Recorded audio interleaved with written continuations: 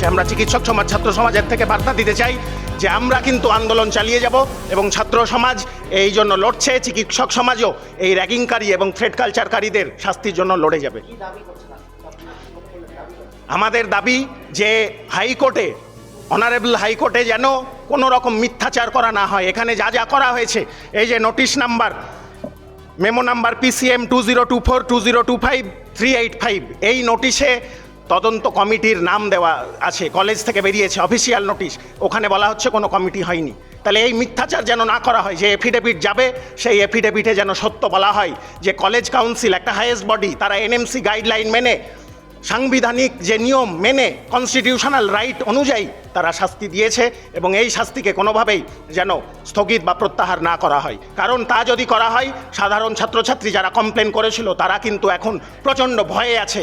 তারা ভাবছে যে এই যতই র্যাগিং হোক আমরা প্রতিবাদ করে কোনো লাভ নেই, কারণ যে বড় বড় মাথারা রাজ্য সরকার, কেন্দ্র সরকারের, তারা এই র্যাগিংকারীদের পাশে আছে।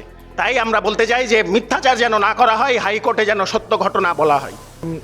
আমি নিজের থেকে একটা কথাই বলতে চাই, যেরকম শিক্ষা জগতে রাজনীতিগতভাবে বা ওরকম অন্য কিছু লবি বা এরকমভাবে যে পরিবেশ পরিস্থিতির চাপ তৈরি হয়, সেইটা থেকে এটাকে যতখানি মুক্ত করে একটা ফ্রি অ্যাটমসফিয়ার করা যায়, তত সব জায়গায়, সব শিক্ষাক্ষেত্রেই সেটা হচ্ছে খুব ভালোভাবে চালানোর পক্ষে বা ছেলেদের শিক্ষা ব্যবস্থায় উন্নততর স্তরে নিয়ে যাওয়ার পক্ষে সামগ্রিকভাবে একটা ভালো পরিবেশ সৃষ্টি হয়। নইলে এই পলিটিক্যালি অনেক কিছু আনডিউ চলে আসে, যেগুলো হচ্ছে কি বলবো, ভিতরে থাকলেই বোঝা যায়, বাইরে থেকে it is better fail than explain. আমরা ভালো করে বুঝতে পারি, হয়তো ভাষায় প্রকাশ করতে পারি না ব্যাপারটা।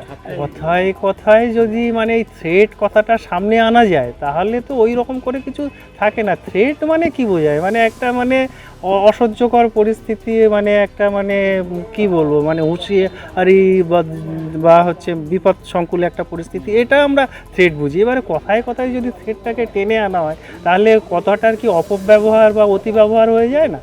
আজকে উত্তরবঙ্গে যে সাসপেন্ড করা হয়েছে, আজকে কলেজের আইনজীবীও বলছেন ঘেরাও করে রেখে চাপ দিয়ে সাসপেন্ড করতে বাধ্য করা হয়েছে। আপনাদের ক্যামেরা উৎসাহ দিয়েছে এই বিশৃঙ্খলায়, আপনারা thread culture, media thread culture promote করেছেন, যারা কর্তাদের ঘিরে রাখছেন তাদের বিপ্লবী সাজিয়েছেন। তারা ভাবছেন তখন যে আমরা এই তালে, একটা মৃত্যুর আবেগ আছে মানুষের, এই তালে প্রতিপক্ষকে আমরা বাদ দিয়ে দিই, আমরা দখল করব। বেআইনিভাবে গাজওয়ারি করে ঘেরাও করে রেখে এদের তাড়াতে হবে বলে তাড়িয়েছে, কেরিয়ার নষ্ট করেছে, চেষ্টা করেছে। কোর্ট বলেছে না, সাসপেনশন বেআইনি, কোর্টকেও মানবেন না, আর আপনারা তাদের মদত দিচ্ছেন। তাহলে কোর্টকেও মানবেন না, কোর্টের রায়ও মানবেন না। এত ছাত্র সাসপেন্ড, আপনারা ব্রেকিং করেছিলেন। সাসপেন্ড ব্রেকিং যদি হয়, কারা সাসপেন্ড করেছিল? কলেজ কর্তৃপক্ষ। আর সাসপেনশন খারিজ কে করেছে? হাইকোর্ট। কার অথরিটি বেশি? হাইকোর্টের।